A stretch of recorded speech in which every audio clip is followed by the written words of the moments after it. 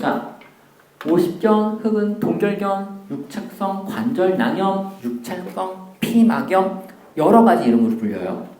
그런데 이제 이거를 사진으로 찍어 보면은 여기 하얀색이 이렇게 쿠션 역할을 해주는 친구들이 있어요.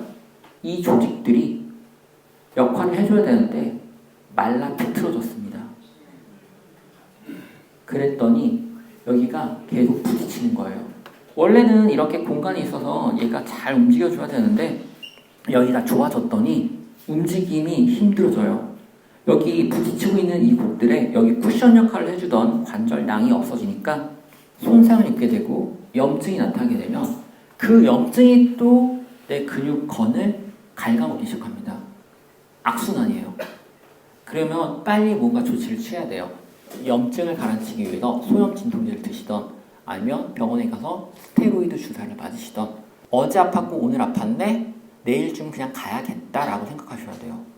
오늘 시간 10분만 내시면 되는 거를 나중에 1시간, 2시간, 3시간, 4시간을 투자하실 수도 있습니다.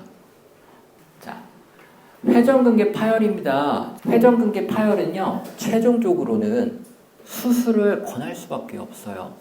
내가 지금 당장 별로 그렇게 증상이 많지 않아가지고 그냥 주사 맞고 약 먹었더니 나았어요. 괜찮아요. 그런데 찢어졌어요.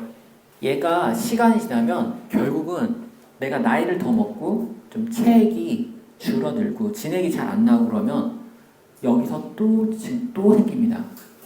또 생기고 점점 커져가지고 더 큰 파열이 돼요. 그렇게 되면은 저 나중에는 수술하겠다고 의사가 얘기를 하는데 내가 40대 50대 때 회전근개 파열 때문에 조금 주사 맞고 이렇게 했었는데 60대 70대 돼가지고 그것 때문에 다시 병원을 갔더니 수술을 못 해주겠대요.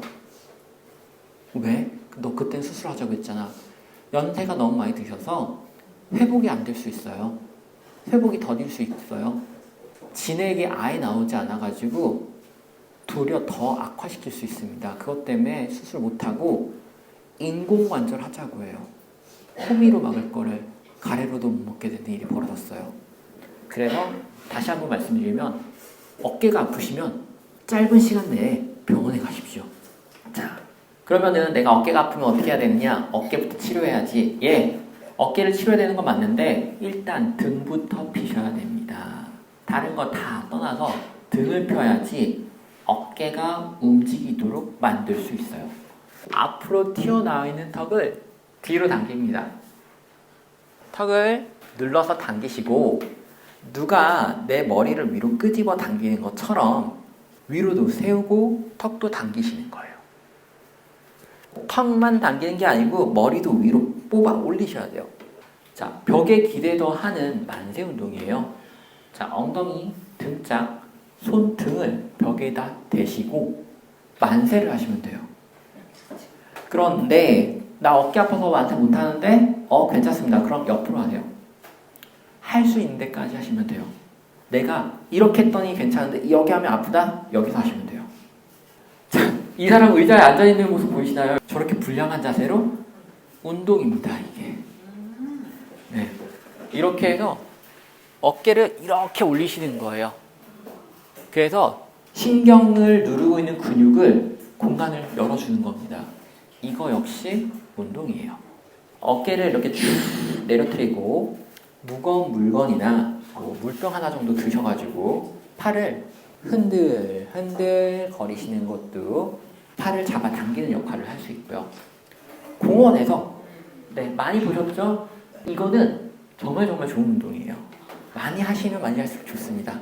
턱걸이 하는 저희 고등학교 중학생 이후로는 나는 손을 대본 적 없어 라고 표현하시잖아요. 예, 맞아요. 그런데 철봉은 꼭 매달릴 필요는 없고요. 철봉을 붙잡고 제가 몸을 누우면 돼요. 그럼 여기 어깨가 늘어나요. 앞에서만 잡고 하지 마시고 옆에서 잡고 하시면 옆으로 늘어나요. 철봉이 높은 것도 있고 낮은 것도 있잖아요. 네, 낮은 걸로 사용하시면 됩니다. 다음에 또 기회가 있으면은 좀 더 제가 축약하고 좀 더 도움이 되는 걸로 준비해서 보겠습니다. 자, 오늘 감사합니다.